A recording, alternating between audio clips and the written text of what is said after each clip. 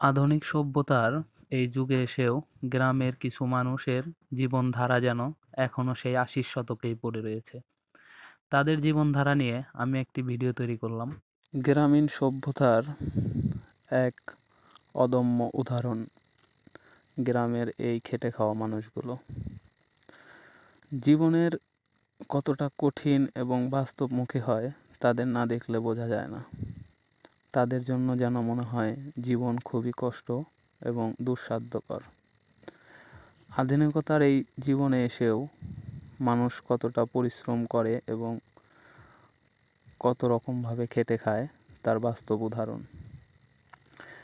গ্রামের বাড়িতে ঘুরতে এসেছিলাম, এসে দেখলাম কিছু কৃষক আধুনিকতার এই সময় এসেও আধুনিক সরঞ্জামবিহীন ৮০ শতকের সেই গ্রাম্য প্রজন্ম ধরে রাখতে তারা নিজ হাতেই ধান মাড়াই করছে।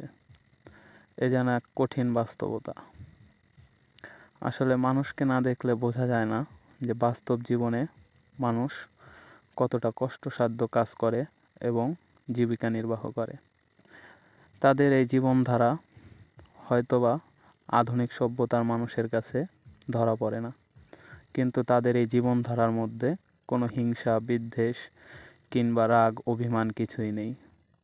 তারা তাদের জীবন চালিয়ে নিচ্ছে তাদের মতো করে। বিধাতার কি করুণ পরিণতি! বিধাতা হয়তো তাদেরকে তৈরি করেছেন এইভাবেই, তবুও তারা হাসি খুশি। তাদের মনে রাগ, অভিমান, কষ্ট কোনো কিছুই নেই। সব কিছু ছাড়িয়ে তারা এই আদি সভ্যতার এক প্রমাণ্য উদাহরণ। তাদের জীবনধারাই বলে দেয় তারা যেন এক মহামানব।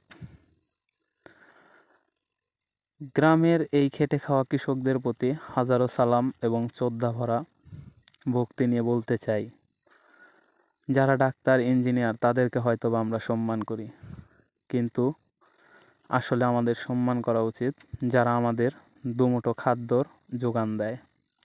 এই কৃষকরাই তাদের কপালের ঘাম পায়ে ফেলে আমাদের জন্য খাদ্য উপার্জন করেন। তাদের এই জীবনধারা সত্যি মনোমুগ্ধকর।